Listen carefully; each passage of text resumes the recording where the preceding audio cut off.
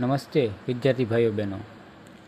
આપણે હિન્દીના વિષયવસ્તુના અને અન્ય વિડીયો મૂકતા હોઈએ છીએ, પરંતુ આજે થોડું એમ પણ છું કે આપણા વિદ્યાર્થીઓ માટે ગુજરાતી વ્યાકરણની કેટલાક રૂઢિપ્રયોગો જે પૂછાય છે એમાં ખાસ કરીને ધોરણ 11 અને 12ના પાઠ્યપુસ્તકની અંદર આવતા જે રૂઢિપ્રયોગો છે એ મોટે ભાગે પૂછાતા હોય છે. તો તમારે એ પાઠ્યપુસ્તકમાં બધા એક એક ગોતી અને મેળવવું એના બદલે આપણે ધોરણ 11 અને 12ના બંનેમાંથી જે રૂઢિપ્રયોગો છે તેનો એકી સાથે ભેગા કરી અને આ નાનકડા વિડીયો દ્વારા તમારી સમક્ષ મૂકવાનો પ્રયત્ન કરેલો છે. આની PDF પણ તમને મળી જશે. અગાઉ પણ હિન્દી વ્યાકરણની જે કંઈ આપણે વિડીયો બનાવેલા તેની PDF પણ ટેલિગ્રામની અંદર મૂકી દીધી છે. આની PDF પણ તે તમને ટેલિગ્રામમાં મળી રહેશે. એ ખાસ શરત એ છે કે તમારે વિડીયો કેવો લાગે તે કમેન્ટ બોક્સમાં અવશ્ય કમેન્ટ કરવી અને ખાસ લાઇક, શેર અને સબસ્ક્રાઈબમાં બાકી હો તો એ પણ કરી લેજો. જોઈએ આપણે આ રૂઢિપ્રયોગ છે એ કઈ રીતના પૂછાય છે, કેવા કેવા હોય છે તેની સંપૂર્ણ માહિતી. ટાઇટલ જ આપણે આપ્યું છે કે રૂઢિપ્રયોગ અને તેનો અર્થ, અને ધોરણ 11 અને 12 ગુજરાતીના રૂઢિપ્રયોગો બંને ધોરણની અંદર આવતા જે રૂઢિપ્રયોગો છે તે એકી સાથે અહીં મૂકવાનો પ્રયત્ન કરેલો છે. ફટાફટ જોઈએ આપણે. પહેલો છે નસે નસમાં ઉતરી જવું, તો તેનો અર્થ થાય છે જીવનમાં વણાઈ જવું. મગજ સચકી જવું એટલે કે ગાંડા થઈ જવું. કર્મો ભોગવવા, એનો અર્થ થાય છે કરેલા કર્મનું ફળ ભોગવવું. પુરાણ નીકળવું એટલે કે એક વાતના સંદર્ભમાં બીજી વાત નીકળવી. તપી જવું એનો અર્થ થાય છે ગુસ્સે થવું. આંખ ફાટી જવી એટલે કે આશ્ચર્યચકિત બની જોઈ રહેવું. આકુળ વ્યાકુળ થવું, ખૂબ ગભરાઈ જવું. મન ભ્રમમાં પડવું એટલે કે વહેમ કે શંકા થવી. બાર વગાડી દેવા એટલે સાંભળવાનું આવી બનવું અથવા આફતરૂપ બનવું. એ પછી છે ગમ પડવી એટલે કે સૂઝ કે સમજ પડવી. 11મું છે વાત પકડાઈ જવી એટલે કે સત્યનો ખ્યાલ આવી જવો. પોબારા ભણી જવું એટલે કે નાસી જવું. પાસેરામાં પહેલી પૂણી એટલે કે તદ્દન નવી શરૂઆત. ત્યાર પછી છે નમતું જોખવું અથવા નમતું મૂકવું એટલે કે જતું કરવું.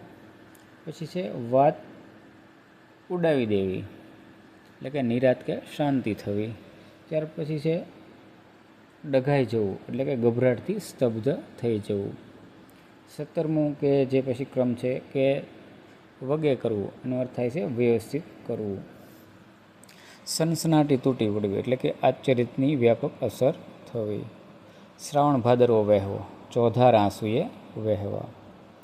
મનોરથો મનમાં રહી જવા એટલે કે મનની ધારણા અથવા મુરાદ પૂરી ન થવી. રોમાંચ અનુભવવો એટલે કે શરીર ઉપર રૂવા ઊભો થવાની અનુભૂતિ થવી. ગળો ગળાવી જવું એનો અર્થ થાય છે ઘસાઈ જવું એટલે કે અહીં કંટાળી જવું. પ્રાણ નીચોવવા એનો અર્થ થાય છે ખૂબ પરિશ્રમ કરવો. ચાલ ચાલવી એનો અર્થ થાય છે યુક્તિ પ્રમાણે અમલ કરવો. ભાજીમૂળા માનવા એટલે કે વાતને સરળ જાણવી. જીવન મરણ વચ્ચે ઝોલા ખાવા એનો અર્થ થાય છે જીવવાની આશા ન હોવી. ધનોતપનોત નીકળી જવું એટલે કે સર્વોચ્ચ નાશ પામવું. મનમાં ને મનમાં સમસમી રહેવું એનો અર્થ થાય છે ગુસ્સાને મનમાં જ દબાવી દેવો. 29મું છે જીવ તાળવે ચોંટી જવો એટલે કે જાણે હમણાં જીવ જશે તેવી સ્થિતિ થવી. કાગના ડોળે રાહ જોવી એટલે ખૂબ જ આતુરતાથી રાહ જોવી. મોઢા ચડી જવા એનો અર્થ થાય છે રીસાઈ જવું. જળઝળી આવવા એનો અર્થ થાય છે આંખમાં આંસુ આવી જવા અથવા ભાવાવેશ થઈને રડવું આવવું. હાથ પકડવો એનો અર્થ થાય છે લગ્ન કરવા.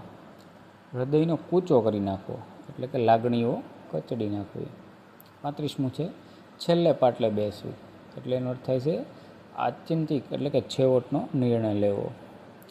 દોમદોમ સાહેબી હોવી એટલે કે ખૂબ જ શ્રીમંત હોવું.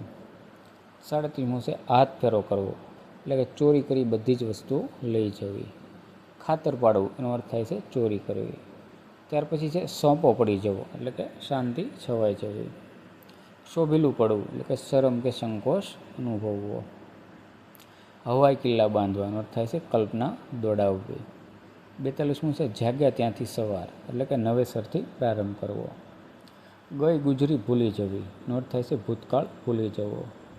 લોહી ઉકળી ઉઠવું એનો અર્થ થાય છે ખૂબ ગુસ્સે થવું. મણમણના થઈ જવા એટલે કે મન ખિન્ન થઈ જવું. પાંજગડ ચાલવી એનો અર્થ થાય છે મનોમંથન અનુભવવું. ત્યાર પછી થોથવાઈ જવું એટલે કે ભાવાવેશમાં બોલી ન શકવું. ગળગળા થઈ જવું એનો અર્થ થાય છે રડમસ થઈ જવું.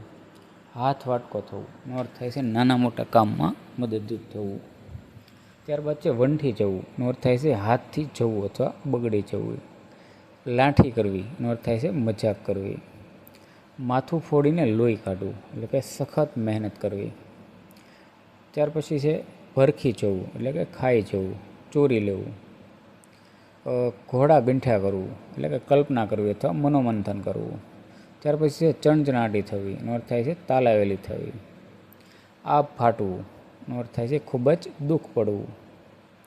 પડખું સેવવું એટલે કે સહકાર આપવો અથવા પક્ષ લેવો. હેન હોવી એનો અર્થ થાય છે હિંમત હોવી. ખરખરો કરવો એનો અર્થ થાય છે શોખ વ્યક્ત કરવો. ગળચવા ગળવા એટલે કે બોલતા ખચકાવવું અથવા અચકાવવું. બોરબોર જેવડે આંસુ ટપકવા એનો અર્થ થાય છે ચોધાર આંસુએ રડવું. કળી જવું એટલે કે જાણી જવું. ત્યાર પછી છે મહેર ચડવું તો સામસામે સ્પર્ધામાં ઉતરવું. ગાંડા કાઢવા એનો અર્થ થાય છે ગાંડાની માફક વર્તવું. ધતિંગ કરવા એટલે કે ઢોંગ કે બનાવટ કરવી. તાગડધીના કરવા એનો અર્થ થાય છે મોજ મજા કરવી. પી જવું એનો અર્થ થાય છે સહન કરી લેવું. મોહી જવું એનો અર્થ થાય છે આસક્ત થવું. તુંબડીમાં કાકરા હોવા એનો અર્થ થાય છે કશી જ ગતાગમ ન પડવી. માલ ન હોવો એનો અર્થ થાય છે વજૂદ ન હોવું. છેડો વાળવો એટલે કે મૃત્યુ પછી રડવું. બે પાંદડે થવું એનો અર્થ થાય છે સુખી કે ધનવાન થવું. લોહી ઉકાળા કરવા એનો અર્થ થાય છે જીવ બાળવું અથવા ચિંતા કરવી. પોરસાવવું એટલે કે વખાણ કરવા અથવા પ્રોત્સાહિત કરવા. નાક કપાવવું એનો અર્થ થાય છે આબરૂ જવી અથવા અપમાનિત થવું. પ્રભુના ધામમાં જવું, મૃત્યુ પામવું. ઠરીને રહેવું એનો અર્થ થાય છે કાયમી એક સ્થળે સ્થિર થવું. શરીર લોહી ન લેવું એટલે કે ખાવા પીવા છતાં શરીર સુકાતું જવું. હૃદયમાં ચીરો પડવો એનો અર્થ થાય છે અત્યંત આઘાત લાગવો. પાતાળ કૂવો ફૂટવો એનો અર્થ થાય છે એકાએક ભાવ કે પ્રેમ ઉભરાઈ આવવો. છાતી સરસો લેવો એટલે કે ભેટી પડવું. મોઢું પડી જવું એનો અર્થ થાય છે ઝંખવાળા પડી જવું. પાણી પહેલાં પાળ બાંધવી એનો અર્થ થાય છે અગમચેતી વાપરવી. પાળ માનવો એટલે કે ઉપકાર માનવો. ચાડી ચડાવવી એનો અર્થ થાય છે કાન ભંભેરણી કરવી. વાત ગળે ન ઉતરવી એટલે કે વિશ્વાસ ન આવવો. ફળ મળવું એનો અર્થ થાય છે સફળતા કે શાંતિ થવી. અહીંયા ફાટ રુદન કરવું એટલે કે છાતી ફાટી જાય એમ રડવું. હાથ ઝાલવો એટલે કે મદદ કરવી. તારું મારું ગીણ્યા વિના મારું મારું આખલું એટલે કે ખૂબ જ સ્વાર્થી હોવું. ઊંધે માથે પડને ઊંધા ધરામાં એટલે કે સાચી સલાહ ન માને ત્યારે કહેવું તારે જે કરવું હોય તે કર. લીલી સૂકી જોવી એટલે કે સુખ અને દુઃખ જોવા. આંટી પડવી અણબનાવ થવો અથવા વેર બંધાવવું. જીભ થોથરાવી એનો અર્થ થાય છે સ્પષ્ટ કે ઉલ્લેખનીય બોલવું. આંખ ઠરવી એટલે કે પસંદ પડવું. જીવ ત્રાજવે તોળાવવો એનો અર્થ થાય છે જોખમમાં મુકાવવું. લોહીનું પાણી થવું ખૂબ મહેનત કરવી. ભો પડી જવું એટલે કે ઝંખવાણા પડી જવું. મનમાં મ્લાન થઈ જવું એટલે કે ખીન કે ગમગીન થઈ જવું. આંખોમાંથી શ્રાવણ ભાદરો વહેવો એટલે ખૂબ જ રડવું. છાતી પર ગજ પાડવા એનો અર્થ થાય છે ખૂબ જ દુઃખ થવું. પેટમાં ટાઢક વાળવી નિરાત કે શાંતિ થવી. ચકલીના માળે ગરુડ પધારવા એટલે કે નાની વ્યક્તિના ઘરે મોટી વ્યક્તિને આવવું. સોનાનો સૂરજ ઉગવો સારાવાના થવા.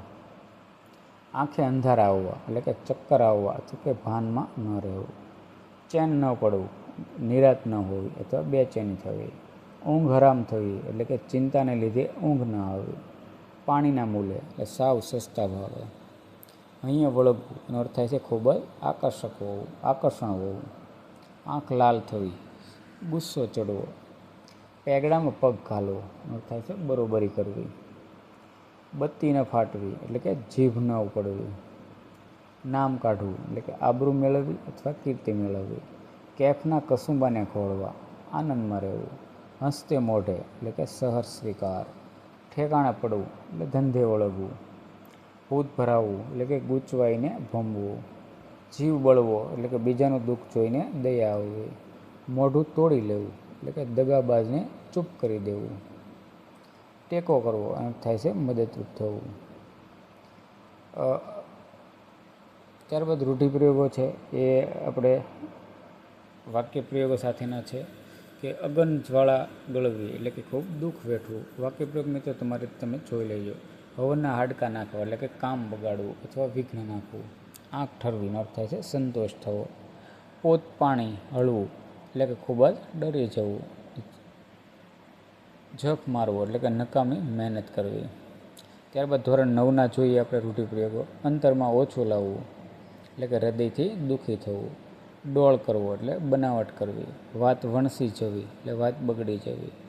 પેગડામાં પગ ઘાલવો એટલે બરોબરી કરવી. આકાશ પાતાળ એક કરવા એટલે કે કોઈ પ્રયાસ બાકી ન રાખવો. આગ લાગે ત્યારે કૂવો ખોદવો એટલે કે ખરેખર મુશ્કેલી આવે ત્યારે ઉપાય શોધવો. આંખ આડા કાન કરવા એટલે કે ધ્યાન ન આપવું. આંખમાં ધૂળ નાખવી એટલે છેતરવું. એકના બે ન થવું એટલે પોતાની વાત ન છોડવી. કાન ભંભેરણી કરવી એટલે કે કોઈના વિરુદ્ધ ઉશ્કેરવું. કાંડું કાપી આપવું એટલે પોતાની વિરુદ્ધમાં જઈ શકે તેવી લેખિત કબૂલાત કરવી. ચોળીને ચીકણું કરવું એટલે કે વાતનું નિરર્થક લંબાણ કરવું. જીભ ન ઉપડવી બોલી ન શકવું. જીભના કૂચા ઓળવા એનું થાય છે કહીને થાકી જવું. દહીં દૂધમાં પગ રાખવો એટલે કે બંને પક્ષમાં રહેવું. પથ્થર પર પાણી એટલે વ્યર્થ જવું. પાણી પહેલાં પાળ બાંધવી એટલે કે મુશ્કેલી આવે તે પહેલાં ઉપાય કરવો. બાજી ધૂળમાં મેળવવી એનો અર્થ થાય છે કોઈની યોજના ઊંધી વાળી દેવી. 12મો ચંદ્રમાં હોવો અણબનાવ હોવો. મોં ચડવું એનો અર્થ થાય છે રીસ ચડવી. લોહી ઉકળી ઉઠવું એટલે કે ખૂબ ઉશ્કેરાઈ જવું. વજ્રપાત થવો એટલે મોટો આઘાત લાગવો. હાથ ધોઈ નાખવા એનો અર્થ થાય છે આશા મૂકી દેવી. હાહાકાર વર્તાઈ રહેવો એટલે કે ગભરાટ ફેલાઈ જવો. અને અહીંયા ટાઢક વળી એનો અર્થ થાય છે મનમાં નિરાશ થવી. ત્યારબાદ ધોરણ 10ના કેટલાક રૂઢિપ્રયોગો જોઈએ.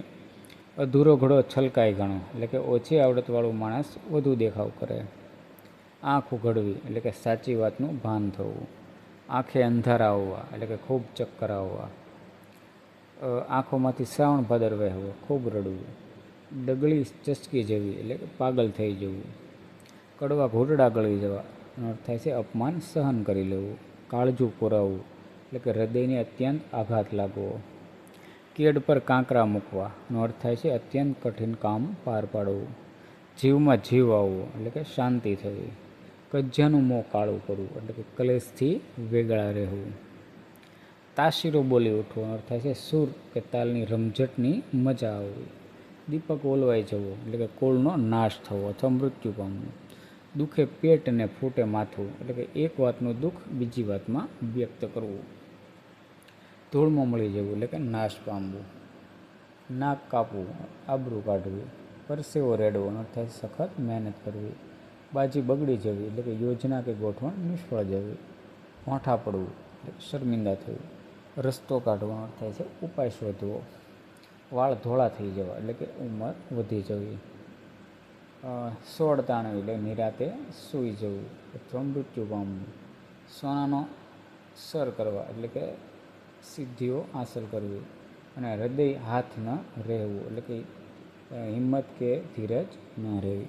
આ રીતે વિદ્યાર્થી મિત્રો આપણે ધોરણ 9થી લઈ અને 12 સુધીના પહેલી ભાષા અને બીજી ભાષા બંને ભાષાના રૂઢિપ્રયોગો છે આપવાનો પ્રયત્ન કરેલો છે. પરીક્ષામાં જો આમાંથી પૂછાય તો તમને ખૂબ ઉપયોગી થશે એ હેતુ સાથે આ આપણે આપેલું છે. એની PDF પણ ટેલિગ્રામમાં તમને મળી રહેશે.